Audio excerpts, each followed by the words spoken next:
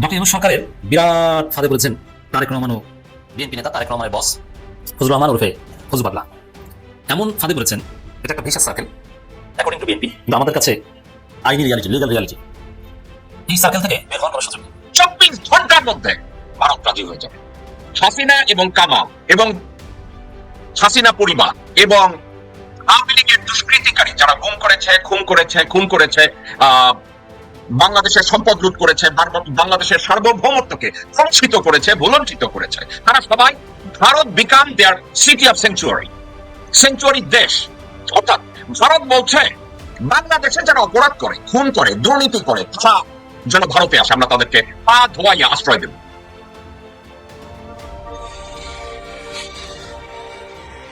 আমি আপনাদের কাছে দোয়া চাই, আমার মায়ের জন্য দোয়া চাই, আমার দলের নেতা কর্মী সমর্থক এবং সর্বোপরি দেশবাসীর জন্য দোয়া চাই। দেশ এবং জনগণের কল্যাণে আল্লাহ যেন আমাকে এবং আমাদের দলকে প্রতিটি সৎ কর্ম বাস্তবায়নের সুযোগ দেন। এজন্য আপনাদের দোয়া, সমর্থন এবং সহযোগিতা চাই। আল্লাহ ওনাকে হাসিনার ফাঁসি দেখা পর্যন্ত ওনাকে যেন আল্লাহ বাঁচিয়ে রাখে। আল্লাহ যেন এত ওই জিনিসটা ওনাকে দেখায়, যার কারণে ওনার আজকে এই পরিণতি হয়েছে। আপনি যদি দেখেন যে শারীরিকভাবে ওনাকে জেলের মধ্যে সঠিকভাবে চিকিৎসা নিতে দেওয়া হয়নি। আমরা আজকে শুনেছি যদি কোনো ডাক্তার ওনাকে চিকিৎসা করতে আসতেন তখন ওই ডাক্তারকে হয়রানি করা হতো। আমরা অবশ্যই ওভারকাম করব, আমরা অবশ্যই আবার বাংলাদেশে ফিরে যাব, আমরা অবশ্যই একটা সুন্দর বাংলাদেশ আবার তৈরি করব, এটাই তিনি বলেছেন। সব সুদ করে চলে যাবে। তার মধ্যে সেনাবাহিনীর অফিসারদের, পুলিশ, সিভিল প্রশাসন একে একে সব ধ্বংস করে দিচ্ছে। সেনাবাহিনীকে দুর্বল করে দিচ্ছে, আমাদের সার্বভৌমত্ব রক্ষা করবে কে? আগে তো টাকা দিয়া ভোট কেনা যাইতো, গুন্ডার হুন্ডা দিয়া কেন্দ্র দখল করা যাইতো, এটা কি আবার করা যাবে? যাবে না, ওরাও নিশ্চিত না। আগে মনে করেছিল ইলেকশন দিলে তো বিএনপি জিতে যাবে, নাই রে না, এখন সেই কনফিডেন্স আর নাই। কনফিডেন্স থাকলে জাস্টিস সাহাবুদ্দিনের 91 ইলেকশনের মতো এটা ইলেকশন করে ফেলতো, সবকিছু ঠিক আছে, এরশাদ নাই, বাকি সব ঠিক আছে। এই যে বাউলের দেখেন না, বাউলের পক্ষে এই যে বিএনপির মহাসচিব এই কুলাঙ্গারের বাচ্চা এই বলে যে বাউলের টাউল এগুলোর পেতে, কুলাঙ্গারের বাচ্চা তুই কেটে জানি না আমরা? তুই সারা জীবন তোর মেয়ে একটা আছে, ঘর জামাই আরেকটা আছে, দুইটা অস্ট্রেলিয়াতে রেখে তোর টাকা পয়সা সব পাচার করছিস। ওই আওয়ামী লীগের সময় পর্যন্ত তুই টাকা পাচার করছিস অস্ট্রেলিয়াতে তোর মেয়ের কাছে। তোর মেয়ে এখন দেশে এসে রাজনীতি করে। এতদিন কই ছিলি? বাংলাদেশের মানুষ জীবন দেয়, তুই অস্ট্রেলিয়াতে বসে, তারপর তোর অবদানটা কি আমার বল? হাসিনার বিরুদ্ধে অবদানটা কি? তোর ও মেয়েরে দেখছে নাকি ওর ভাইরে দেখছে? দেখেন দেশের একটা জনগোষ্ঠী আবার ওনাদেরকে কলঙ্কিত করার জন্য বহু রকম চেষ্টা করতেছে। আজকে ওনাদের মহাসমাবেশ ছিল, ওই সমাবেশের একটা স্টেজ বানাইছে, ওই স্টেজটা ছিল টোটালটাই সবুজ আর কার্পেট ছিল লাল। এরকম লাল কার্পেট, সবুজ স্টেজ সব দলই বানাইছে ভাই, অতীতে সব দলই আছে এরকম স্টেজ ভাই, সব দলই বানাইছে। কিন্তু ওনাদেরকে কলঙ্কিত করার জন্য এআই দিয়া ওই স্টেজের মাঝখানে আবার লাল কার্পেট দিছে, মানে সবুজের মধ্যে লাল। আসলে ওইটা কিন্তু এআই দিয়া বানানো, অরিজিনালটা আপনারা দেখলেই বুঝতে পারবেন। তার মানে কি জানেন, দোষ ধরতে হবে। সার্কেল কি? বৃত্তের চারপাশে আটকানো থাকে। আপনি শুধু ফাঁক খুঁজবেন, বের হতে চাইবেন, কিন্তু কোনো ফাঁকা নেই। শুধু দৌড়াবেন আর দৌড়াবেন, ঘুরবেন আর ঘুরবেন, কিন্তু বের হওয়ার কোনো জায়গা পাবেন না। তারেক রহমান এবং ফজলুর রহমানের ক্ষেত্রে এটা ঘটেছে। দর্শক, প্রথমে ফজলুর রহমানেরটা বলি। আজকে খবর, বিএনপি নেতা ফজলুর রহমানকে ট্রাইব্যুনালে হাজির হওয়ার নির্দেশ। এখন ফজলুর রহমানের বিরুদ্ধে অভিযোগ দায়ের করেছে কিন্তু প্রসিকিউশন টিম, সরকার। এটা কিন্তু ডক্টর ইউনূস সরকার পক্ষ, যদিও সরাসরি সরকার এক্সিকিউটিভ বডি কোর্টে ইন্টারভিন করে না, কিন্তু রাষ্ট্রের পক্ষ থেকে গেছে। রাষ্ট্রের সামগ্রিক দৃষ্টিভঙ্গি, সরকারের সিদ্ধান্ত। যেমন ফজলু পাগলার বিরুদ্ধে অভিযোগ দায়ের করেছে, যে কারণে আপনারা জানেন যে হাসিনার বিচার মানি না, এই ট্রাইব্যুনাল বাতিল করব। এতে সরকারের সায় রয়েছে। প্রসিকিউশন টিমের মন চেয়েছে আর অভিযোগ দায়ের করেছে তা না, এটা সরকারের সামগ্রিক নীতি আদর্শের অংশ। যেমন সরকার চাইলে এরকম একটা স্ট্যান্স নিতে পারতো যে না, আমরা এটা বাক স্বাধীনতা হিসাবে ধরে নিব, ট্রাইব্যুনালের বিচার মানি না, রায় মানি না, অমুক তমুক। কেউ যদি কিছু বলুক, এতে আমাদের কিছু আসে যায় না, এটাকে আমরা বাক স্বাধীনতা হিসেবে স্বীকৃতি দেবো। সরকার চাইলে কিন্তু সে স্ট্যান্স নিতে পারতো, আর সেই স্ট্যান্স নিলে ফজলু পাগলার বিরুদ্ধে ট্রাইব্যুনালে মামলা দায়ের করা হতো না।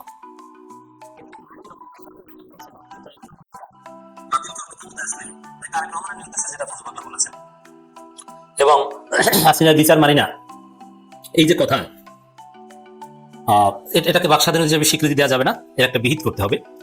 এটা ডক্টর ইউনূস সরকারের নীতি এবং আদর্শ, এবং সেই নীতি আদর্শ থেকেই প্রসিকিউশন টিম তার বিরুদ্ধে অভিযোগ দায়ের করেছে। এবং এখন বিএনপি নেতা ফজলুর রহমানকে ট্রাইব্যুনালে হাজির হওয়ার নির্দেশ। এখন যদি হাজির হওয়ার পর তাকে ট্রাইব্যুনাল জেলে পাঠানোর নির্দেশ দেয়, কেমন হবে? যদি এদের লজ্জা শরম নাই। লজ্জা শরম থাকলে একটা পলিটিক্যাল পার্টির নেতা কতটা নির্লজ্জ হতে পারে। দুইজন ব্যক্তির কথা বলছি, তারেক রহমান এবং ফজলু পাগলা। ফজলু পাগলাকে জনগণ জুতা দিয়ে পিটিয়েছে, তার ঘরের সামনে, বাসার সামনে জনগণ অবস্থান নিয়েছে, তার কুশপুত্তলিকে পুড়িয়েছে, তাকে ঢাকা বিশ্ববিদ্যালয়ে অবাঞ্ছিত ঘোষণা করা হয়েছে। ছাত্র দলের ছেলেরা বলেছে যে ওয়ান্স আওয়ামী লীগ অলওয়েজ আওয়ামী লীগ, এর দায় আমরা নিব না। তারেক রহমান নিজে যার পদ পদবি স্থগিত করেছেন, যিনি নিজে আওয়ামী লীগের দালালি করেন, ভারতের দালালি করেন প্রতিনিয়ত, যিনি সরাসরি একজন আওয়ামী লীগ, যিনি তারেক রহমানের পদ পদবি স্থগিত করার পর এসব কথাবার্তা বলেছেন যে আমি দল করলে বিএনপি চাইতে বড় দল হবে, বিএনপি না নিলে না নিবে আমাকে, অমুক তমুক কি সব কথাবার্তা বলেছেন, বিশ্রী কথাবার্তা। তো এগুলো বলার পর তারেক রহমানের ন্যূনতম ব্যক্তিত্ব এবং লজ্জা থাকলে ফজলু পাগলাকে নমিনেশন দিত না। তারেক রহমানের রাজনৈতিক লজ্জা নেই বলে ফজলু পাগলার মতো একজন ইতর শ্রেণীর থার্ড ক্লাস জনগণের জুতা পিটা খাওয়া লোককে, একজন আওয়ামী দালালকে নমিনেশন দিয়েছে, নাম্বার 1। দ্বিতীয় নির্লজ্জ ব্যক্তি হচ্ছে ফজলু পাগলা নিজে। এরকম জুতা পিটা খেয়েছে, লাঞ্ছিত হয়েছে, অপমানিত হয়েছে, এখনো হচ্ছে, এরপর ক্যামেরার সামনে আসে, রাজনীতি করেন, কথা বলেন। কোন লজ্জা শরম আছে? নিজ দলের লোকজন দেখতে পারে না, একদম নির্লজ্জ না? আরো কিছু প্রমাণ দিই, দেখেন। এই ফজলু পাগলা বলেছে যে জামাতকে ভোট দিলে আমি বিষ খাবো, জামাতকে ভোট দিলে আমার লাশ পাবেন, আমি মরে যাব। মানে কোন স্মার্ট নেতা এই ধরনের কথা বলে? কতটা নির্লজ্জ, থার্ড ক্লাস ইতর শ্রেণী হলে এই ধরনের কথা বলতে পারে? এর মানসিক ভারসাম্য ঠিক আছে? এবং কিন্তু মিথ্যুক, এই ভুয়া মুক্তিযোদ্ধা পিনাকি ভট্টাচার্য প্রমাণ করে দেখিয়েছেন কাগজ কলম দলিল দস্তাবেজ থেকে, ভুয়া মুক্তিযোদ্ধা, বাটপার। এরপরও অথচ পিনাকির বক্তব্য খণ্ডন করতে পারে নাই ফজলু পাগলা। এখন বলবেন যে ফজলু পাগলা এইসব কথা খণ্ডন করে না। আরে সারাদিন কে তাকে পাগলা বলে এটা নিয়ে সারাদিন পরে থাকে। আর পিনাকির মতো বাংলাদেশের সবচেয়ে প্রভাবশালী এবং পাওয়ারফুল বুদ্ধিজীবীর কথা, অ্যাক্টিভিস্টের কথা খণ্ডন করবেন, এটা কি হয়? পিনাকির বক্তব্যের প্রভাব তো অনেক সময় তারেক রহমানের চাইতে বেশি, সব সময় না, অনেক সময়। তারেক রহমানের বক্তব্য অনলাইনে কতজনে দেখে আর পিনাকির বক্তব্য কতজন দেখে, এখানে তো পিনাকি এগিয়ে গেলেন, হোয়াটএভার। কিন্তু আমি বলছি না যে পিনাকি তারেকের চাইতে বড় কিছু হয়েছে না। তারেক রহমান প্রধানমন্ত্রীর সম্ভাবনা রাখেন এখনো, এবার না হতে পারেন তারপরের 5 বছর পর, অথবা তিনি বর্তমানে দ্বিতীয় বৃহত্তম রাজনৈতিক দলের নেতা, তার ডাকে লক্ষ লক্ষ মানুষ রাজপথে নেমে আসবে। ঝুঁকি নিয়ে নামবে না, কারণ তাহলে তো হাসিনার বিরুদ্ধে নামতো। সুসময় রাজপথে নেমে আসবে। তারেক রহমান দেশে আসতে চাইলে অনেক মানুষ তাকে রিসিভ করতে আসবে। পিনাকি দেশে আসতে চাইলে এত মানুষ আসবে না। অবশ্যই তারেক রহমান অনেক উপরে। আবার তারেক রহমান সাবেক প্রেসিডেন্ট এবং সাবেক প্রধানমন্ত্রী ছেলে, আর পিনাকি তো এরকম কারো ছেলে না, একজন স্কুল শিক্ষকের ছেলে পিনাকি। তো দর্শক, এখনো এই এমন একজন লোক, ইউনূস সরকার ক্ষমতায়, যে সরকারকে বিএনপি বা তারেক রহমান বলে এটা আমাদের সরকার, আমরা সবাই মিলে এই সরকারকে সফল করবো, ব্যর্থ হতে দিব না। ইউনূসের সাথে তারেক রহমান কি সুন্দর একটা বৈঠক করলো 13 জন লন্ডনে, মনে আছে? সেই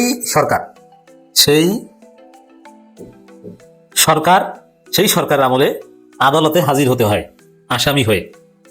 কোনো লজ্জা আছে? কেমন লাগে? এটা একটা কঠিন ফাঁদ যে ফজলু পাগলারা এই ইউনূস সরকারের আমলেই জয় বাংলা হয়ে যাবে। নির্বাচনে অযোগ্য হওয়া থেকে শুরু করে নানান বেকায়দায় পড়বে, কারণ এরা হচ্ছে জুলাই গাদ্দার এবং আওয়ামী লীগের দালাল। আর তারেক রহমান ফাঁদে পড়েছে। তারেক রহমানকে তো কঠিন পরিস্থিতি ফেলে দিয়েছে ডক্টর ইউনূস সরকার। কিভাবে? তারেক রহমান বলছেন যে দেশে আসা আমার একক সিদ্ধান্তের অধীনে নয়। এরপরে বিএনপি বলছে দেশে আসার ব্যারিকেড আছে। নীলুফার চৌধুরী মনি বলছেন যে ব্যারিকেড তুলে নিন। আর এদিকে সরকার জানিয়ে দিয়েছে যে সরকারের পক্ষ থেকে কোনো ব্যারিকেড নাই, কোনো রেস্ট্রিকশন নাই। তাহলে কি প্রমাণিত হলো? যে বিএনপি মিথ্যাচার করছে। তো তারেক রহমান একটা ফাঁদে পড়েছেন যে না পারছেন আসতে, না পারছেন কেন আসবেন না সেটা ব্যাখ্যা করতে। আবার জনগণের ফাঁদে পড়েছেন, এটা সবচেয়ে বড় বিষয়। যেমন জনগণ বলছে যে কেমন সন্তান, যে মা অসুস্থ, মাকে দেখতে আসে না, এ কি সন্তান হিসেবে দায়িত্ব পালন করতে পারে না, রাষ্ট্রনায়ক হিসেবে পুরো রাষ্ট্রের দায়িত্ব নেবে কিভাবে? অ্যাডভোকেট শিশির মনির লিখছেন, আমি যদি জনাব তারেক রহমান সাহেবের জায়গায় থাকতাম, কোনো কিছু তোয়াক্কা না করে অনেক আগেই মায়ের কাছে চলে আসতাম। শিশির মনির কিন্তু তারেক রহমানের আইনজীবী। তারেক রহমানকে তো বাস দিয়ে দিলেন যে তারেক রহমানের মায়ের প্রতি দরদ নাই। মৃত্যুদণ্ডপ্রাপ্ত শেখ হাসিনা রায়কে ঘিরে বিএনপি ফজলুর রহমানের বিরুদ্ধে আদালত অবমাননার অভিযোগে 8 ডিসেম্বর ট্রাইব্যুনালে হাজির হয়ে ব্যাখ্যা দেওয়ার নির্দেশ দিয়েছেন। এখন দুইটা বিষয়, রাষ্ট্রদ্রোহিতার অভিযোগ আছে ট্রাইব্যুনাল 1। সেক্ষেত্রে ফজলুর রহমানকে নিঃশর্ত ক্ষমা চাইতে হবে, ক্ষমা চাইলে তিনি জেল থেকে বাঁচতে পারবেন। এছাড়া যদি ক্ষমা না চান তাহলে তাকে জেলে যেতে হবে। তাহলে বুঝেন যে কি অবস্থায় পড়েছে তারেক রহমান এবং ফজলুর রহমান। 24 ঘন্টার মধ্যে ভারত রাজি হয়ে যাবে। হাসিনা এবং কামাল এবং হাসিনা পরিবার এবং আওয়ামী লীগের দুষ্কৃতিকারী যারা খুন করেছে, বাংলাদেশের সম্পদ লুট করেছে, বাংলাদেশের সার্বভৌমত্বকে কলঙ্কিত করেছে, ভুলণ্ঠিত করেছে, তারা সবাই ভারত became their city of century দেশ। অর্থাৎ ভারত বলছে বাংলাদেশে যারা অপরাধ করে, খুন করে, দুর্নীতি করে, তারা যেন ভারতে আসে, আমরা তাদেরকে পা ধোয়াইয়া আশ্রয় দেব। বাংলাদেশে খুন করতে গেলে কোথায় পালাবে? ভারত। বাংলাদেশের ধর্ষণ করার পরে কোথায় পালাবেন? ভারত। বাংলাদেশে রাষ্ট্রীয় চাঁদারে করে গেলে কোথায় পালাবে? ভারত। বাংলাদেশের যে কোনো করে পালাতে গেলে কোন দেশে যাবে? ভারত। তাহলে আজকে ভারতে হাসিনা শেখ ওরফে বেলারানী সাহা আছে, তারেক সিদ্দিকী আছে, বানর মুখ কামাল আছে, আরো বহু নেতা নেত্রীরা আছে। এরা নেতা নেত্রী ভারতীয়, উপনেতা উপনেত্রী চাঁদা ছাপালের দল ভারতে পালাইছে কতগুলো ক্রিমিনাল। আজকের আমি বলবো তাদেরকে ফেরত পেতে হলে কি করতে হবে। আমি যা বলছি এটা যদি বাংলাদেশের সরকারের, বর্তমান সরকারের করার মতো থাকে, থাকে, এটা যদি করে, হাসিনাকে তারা 1 মাসের মধ্যে সবাইকে তারা ফেরত দেবে। এটা নিয়ে আমি সর্বশেষ কথা বলবো।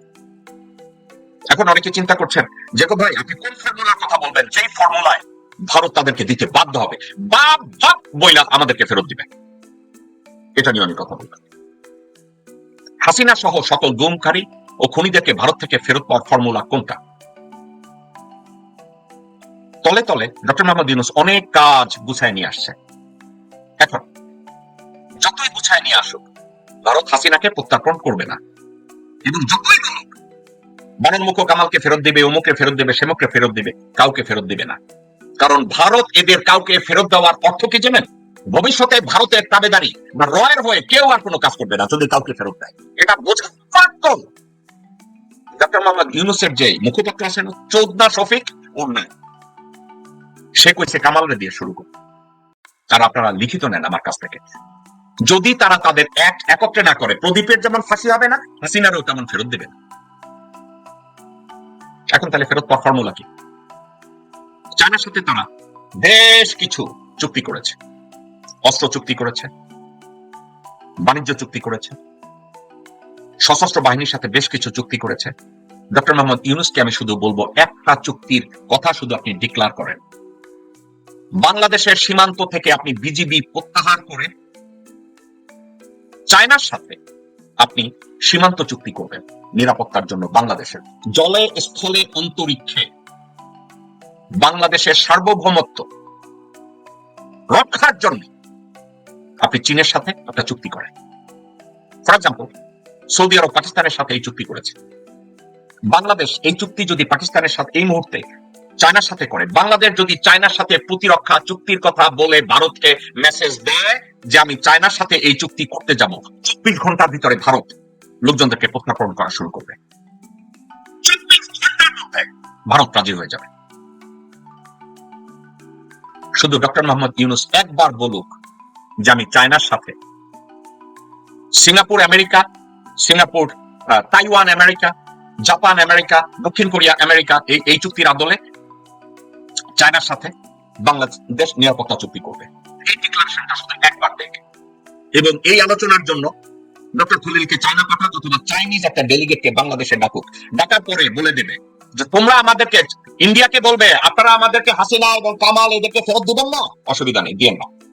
আমরাও আমাদের এক্সট্রাডিশন ট্রিটি আমরা উইথড্র করলাম, আপনাদের সাথে আমাদের কোনো এক্সট্রাডিশন ট্রিটি নাই, উপরন্তু আমরা চায়নার সাথে এই নিরাপত্তা চুক্তি করব। আমি বলছি 24 ঘন্টা, ভারত 24 ঘন্টাও নেবে না, তারা ফেরত দেওয়া শুরু করবে। এখন কথা হচ্ছে ডক্টর মোহাম্মদ ইউনূস, তার লিমিটেশন কোথায় আমি জানি না। ডক্টর খলিল উনি একা সিদ্ধান্ত নিতে পারবে না। আমার এই কথার বিরোধিতা করবে স্যার, বিএনপি করবে, আওয়ামী লীগ করবে, ওয়াকার করবে, এবং মিনিস্টার ওয়াকারি আচাটা কতগুলো কুত্তা জেনারেল আছে তারা করবে। কিন্তু এই একটা কাজ যদি করা হয়, হাসিনাকেও তারা ফেরত দিবে, কামালকেও তারা ফেরত দিবে। আমি আপনাদেরকে গ্যারান্টি দিয়ে বলি, এই একটা ঘোষণা যদি ডক্টর মোহাম্মদ ইউনূস দেয়, আপনি কি জেকব ভাই সত্যিকার অর্থে পলিসিটা চিন্তা করেছেন? শুধু চিন্তা করি নাই, আর্মি জেনারেলদের সাথে আমার কথা হয়েছে, আমেরিকান জেনারেলদের সাথে কথা হয়েছে, সিকিউরিটি এক্সপার্টদের সাথে আমার কথা হয়েছে, ডিপ্লোম্যাটদের সাথে আমার কথা হয়েছে। একজন একজন করে এখানে এসে আমি কথা বলতে পারি তাদেরকে নিয়ে। যদি এই স্টেপটা নেয়, তাদেরকে ফেরত দেবে, আদারওয়াইজ ভারত কাউকে ফেরত দেবে না, এবং হাসিনার বিচারও কার্যকর করা যাবে, রায়ও কার্যকর করা যাবে না। একটা কারণেই যাবে না, সেটা হচ্ছে ভারত জানে হাসিনাকে, কামালকে, অন্যান্য লোকজনদেরকে ফেরত দিলে ভবিষ্যতে র এবং ভারত বাংলাদেশে তাদের কামলা খুঁজে পাবে না। সোজা হিসাব কিতাব। আজকে বাংলাদেশ যদি একতরফা ভাবে ভারতের সাথে এক্সট্রাডিশন ট্রিটি ক্যান্সেল করে এবং বলে আমাদের সীমান্ত চুক্তি আমেরিকা চায়নার সাথে হবে অথবা ইন্ডিয়ার সাথে হবে, আমি চায়নার কথা বলছি, ডক্টর ইউনূস যদি বলে না চায়নার সাথে না, এটা আমরা আমেরিকার সাথে করি, ফাইন, ডু ইট।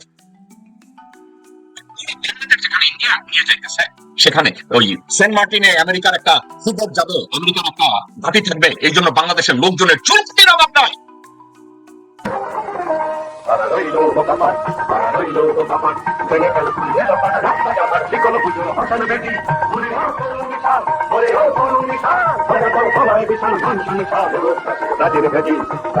খুঁজে বের করছে মহা জালিম। কেন খুঁজে বের করছে? তাদের কাছ থেকে বুদ্ধি নিতে চায়। তার উদ্দেশ্য কাউকে কষ্ট দিয়া মারবে সে, কিন্তু প্রচুর কষ্ট দিতে হবে। এবং কিভাবে কষ্ট দেওয়া যায় ওই পরামর্শ নেওয়ার জন্যই ওই তিনজনকে ডাকছে। এই তিনজন হইলো মহা জালিম। প্রথম জন বুদ্ধি দিতেছে যে ওরে গলায় দড়ি দিয়া গাছের সাথে ঝুলাইয়া দাও, তাইলে দেখবা তরপায়া মইরা যাইব। তখন এই লোক বলে যে ভাই আমি ঝুলাইলাম ঠিক আছে, কিন্তু 1 মিনিট 2 মিনিট হাত পা নাড়াচাড়া করবে, জিব্বা বাইর করবো, তারপর তো মইরা যাবে, তার মানে মাত্র 2 মিনিট কষ্ট পাইলো তো না, এটা মাইনা নিলাম না। দ্বিতীয় জালিম বলতেছে এক কাজ করেন, তার শরীরের বিভিন্ন জায়গায় আগুন দিয়া পোড়াইয়া দেন, চুল থেকে পা পর্যন্ত বিভিন্ন জায়গায় আগুন লাগায় পোড়াইয়া দেন, দেখবেন হাসপাতালে তরপায়া মরবে। তখন এই লোক বলতেছে না, এটাও পছন্দ হইলো না, কারণ ওই হাসপাতালে 1 মাস 2 মাস তারপর তো মহিলাই যাইব, তার মানে আমি মাত্র 2 মাস তারে কষ্ট দিলাম, আমি আরো কষ্ট দিতে চাই, সেটার বুদ্ধি দাও। তখন তৃতীয় জালিম বলতেছে, হ্যাঁ 3 নম্বরটা চুপচাপ শুনতেছিল, সে তখন মুখ খুলছে, সে বলতেছে তুমি যদি তাকে তরপায়া সারা জীবন কষ্ট দিতে চাও, তাহলে তাকে প্রচুর ভালোবাসা দাও, তাকে এমন একটা জায়গায় পৌঁছায় দাও যেন সবাই তাকে হাততালি দেয়, তারপরে তাকে একটা জায়গায় ছুঁইরা ফেলো, একা কইরা ফেলাও, সবাই সইরা যাও, তারপরে দেখবা সে একা তরপায়া মরবে। এটা হলো সবচেয়ে বড় কষ্টদায়ক মৃত্যু। এই বুদ্ধিটা তার ভালো লাগছে, যে এই বুদ্ধিটা আমার ভালো লাগছে। কেন কথাটা বললাম জানেন? এই যে রায় হয়ে গেছে ফাঁসির, যদি শেখ হাসিনাকে নাও আনতে পারে, উনি কিন্তু তরপায়া কষ্ট পায়া একা মরবে, কারণ উনি এমন একটা জায়গায় পৌঁছায় গেছিলেন, আয়রন লেডি, পৃথিবীর সেরা নারীদের মধ্যে একজন। আর আমাদের দেশে তো ভাই দেখছেনই আপনারা কত ভালোবাসা, উনি যা বলতো তাই হইতো, বাংলাদেশের সাংবাদিকরা সামনে বইয়া থাকতো, আর উনি যেটা বলতো সবাই হাততালি দিত। ওনাকে যদি কেউ প্রশ্ন করতো, কত বিনয়ের সহকারে মাথা নত কইরা প্রশ্ন করত, এবং উনি ওইটা নিয়ে তামাশাও করতো। কেউ কিন্তু দ্বিতীয়বার আর প্রশ্ন করতো না যে আপনি তামাশা করলেন কেন, বা আপনি এই কথা বললেন কেন, সেই ক্ষমতা কারো ছিল না। তার মানে কোথায় পৌঁছায় গেছিল? সেই মানুষটা এই দেশ থেকে পালায়া দিল্লিতে আছে, এবং দিল্লিরও কিন্তু প্রচুর ভালোবাসা পাইছে। কিন্তু এখন যদি ওই ভালোবাসাটাও কইমা যায়, তাহলে তো ভাই পুরাই একা হয়ে গেল, তাই না? নিঃস্ব হয়ে গেল। কারণ কথাটা কেন বললাম দেখেন, এর মধ্যেই কিন্তু প্রশ্ন চলে আসছে, ওই যে কামাল সাহেব, আসাদুজ্জামান খান কামাল, যাকে বলা হয়েছিল, ওই যে পুলিশ বলছিল না একটা মারি আরেকটা দাঁড়ায় যায়, সেই আসাদুজ্জামান খান কামাল, তাকে ভারত দিয়ে দিতে পারে বাংলাদেশকে, এমন একটা প্রশ্ন চলে আসছে। কারণ আমাদের প্রধান উপদেষ্টা সচিব সাহেব এরকম একটা ইঙ্গিত দিছে যে কামালকে ওনারা, ওই যে একটা আইন আছে ভারতের সঙ্গে আমাদের, মানে আসামি লেনদেন করার একটা আইন আছে ভাই। হয় কামাল সাহেবের অবস্থাটা এখন কি, তার কানে তো এই কথাটা গেছে যে এরকম আসামি লেনদেনের মধ্যে ওনাকে দিয়ে দিতে পারে বাংলাদেশে। এখন যারা ভারতে আছে ভাই, দেখবেন ভারত থেকেও পালানো শুরু করবে। হ্যাঁ ভাই, ভারত থেকেও পালানো শুরু করবে। আর শেখ হাসিনাকে কি দিবে না, এই ব্যাপারে এখনো রাজি হবে না। আর ওই কামালের ব্যাপারটা কখন রাজি হয়েছে, আমার যদ্দূর মনে হয় একদিন আগে আমাদের ওই যে প্রতিরক্ষা উপদেষ্টা খলিলুর রহমান সাহেবকে ডাইকা নিয়ে গেছিল না, তখনই আলাপ হয়েছে। কেন এই ধরনের আলাপ হবে? কারণ আছে ভাই এই ধরনের আলাপ হওয়ার, কারণ তাদের তো 7 সিস্টার আছে। এখানে এই 7 সিস্টারের মধ্যে অনেক উগ্রবাদী আছে, বিচ্ছিন্নবাদী আছে।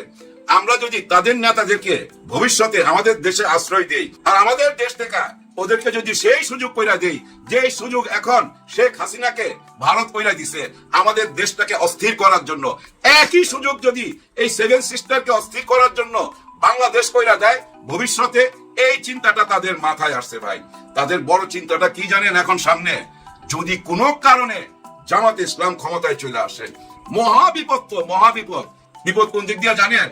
এই বিপদ তাদেরকে তারায় বেড়াইতেছে 47 থেকে 71 পর্যন্ত যে বিপদে তারা ছিল। হ্যাঁ, কি বিপদ? 47 থেকে 71 পর্যন্ত এই যে ভয়, এদিক দিয়ে না চাপ দেয়, আবার ওদিক দিয়ে না চাপ দেয়, দুদিক দিয়ে যদি আক্রমণ করে তাহলে তো ভাই ভারতের অবস্থা কাহিল।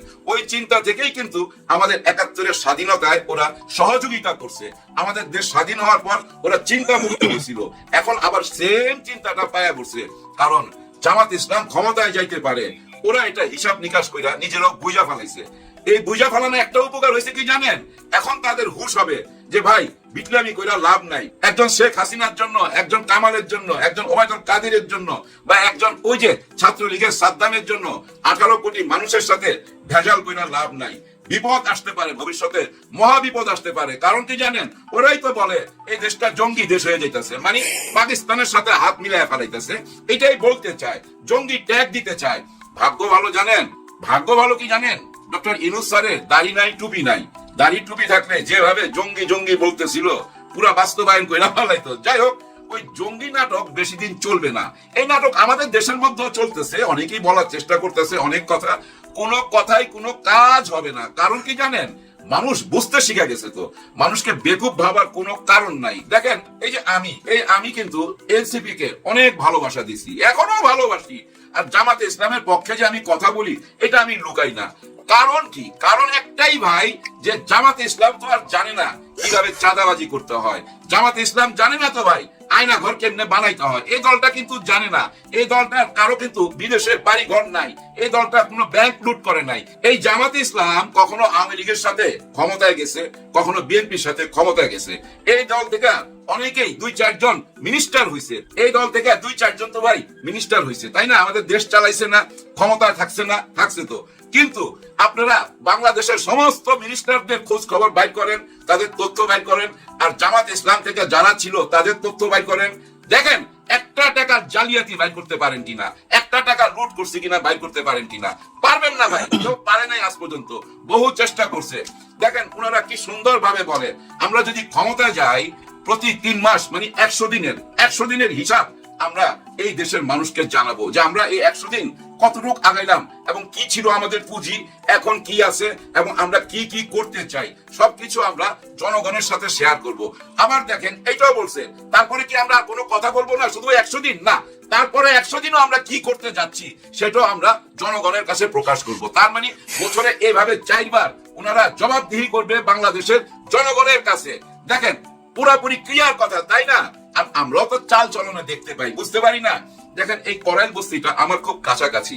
এই করাইল বস্তির সাথে আমার সম্পর্ক আছে, কারণ যখন করাইল বস্তি হয় নাই তখন একটা ঝিল ছিল এখানে, আর এই ঝিলে আমি সাঁতার কাটা শিখছি। আবার অনেককে সাঁতার কাটা শিখাইছি ভাই, বিখ্যাত এক গায়িকার মাকে আমি সাঁতার কাটা শিখাইছি এখানে। যাই হোক, একটা টাইমে এখানে বস্তি হয়ে গেল, এই বস্তির মধ্যে আগুন লাগলো। আগুন লাগার পর রাইতে 2টার সময় কোন দলটা ওইখানে পৌঁছাইছে? প্রথম জামাতের আমির সাহেব ডাক্তার শফিকুর রহমান সাহেব ওইখানে পৌঁছাইছে।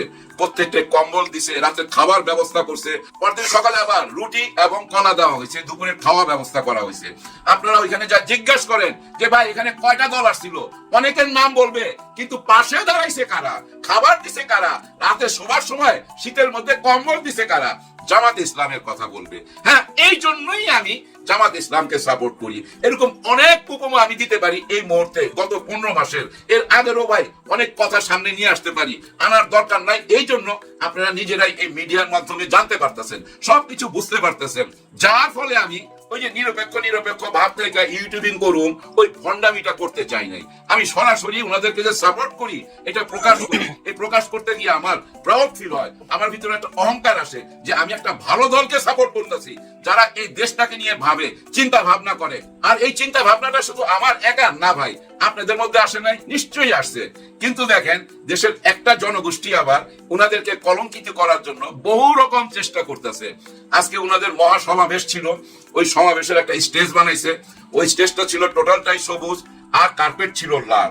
এরকম লাল কার্পেট, সবুজ স্টেজ সব দলই বানাইছে ভাই, অতীতে সব দলই আছে এরকম স্টেজ ভাই, সব দলই বানাইছে। কিন্তু ওনাদেরকে কলঙ্কিত করার জন্য এআই দিয়া ওই স্টেজের মাঝখানে আবার লাল কার্পেট দিছে, মানে সবুজের মধ্যে লাল। আসলে ওইটা কিন্তু এআই দিয়া বানানো, অরিজিনালটা আপনারা দেখলেই বুঝতে পারবেন। তার মানে কি জানেন, দোষ ধরতে হবে, ভুল ধরতে হবে। কিন্তু আমার সেন্সে এরকম ভুল ধরা অনেক ভালো। আরো অনেক ভুল ধরবেন আপনারা, যত ভুল ধরবেন ততই মানুষ বুঝতে পারবে সঠিকটা কি। যে মানুষের ওই সেন্সটা তো এখন আছে। দেখেন এই যে এনসিপি নিয়ে আমাদের কত অহংকার, কিন্তু গত 4-5 দিন যাবত কিন্তু ওইভাবে কথা বলতেছি না। কেন বলতেছি না? চাল চলন একটু বেসামাল মনে হয়েছে আমার কাছে। কিরকম বেসামাল? দেখেন আসিফ মাহমুদ সজীব ভুঁইয়া, উনার কথার মধ্যে আমি তাল গোল পাই না ভাই। হ্যাঁ ভাই, সঠিক কথা পাই না। আরেকজন আছে মাহবুজ আলম, ওনারও কোনো তাল গোল পাই না। স্ট্যাটাস দেয়, ডিলিট করে, ঠিক এরকমই ভাই কথা বলে, এক স্টেপ আগায় আবার 2 স্টেপ পিছায়।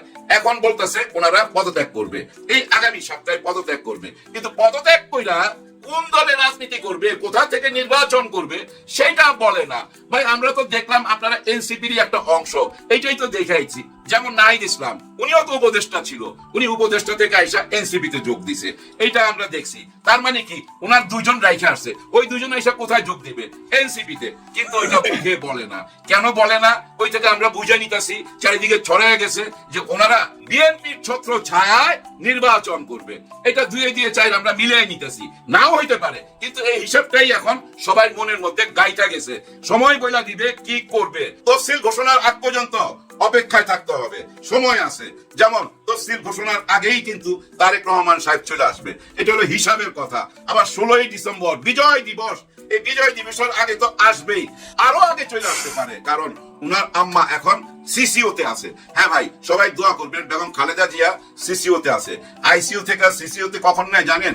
যখন হার্টের প্রবলেমটা বেশি দেখা দেয় তখনই নেওয়া হয়। ওনার হার্টের অবস্থা বেশি ভালো না, নিশ্চয়ই দেখা যাক, হয়তো ওনাকে বিদেশে চিকিৎসা নিয়ে যাবে। আর এখানে যদি চিকিৎসা হয়, নিশ্চয়ই ওনার সন্তান তারেক রহমান সাহেব যে কোনো সময় চলে আসতে পারে। দেখা যাক, সবাই দোয়া করবেন বেগম খালেদা জিয়ার জন্য। আর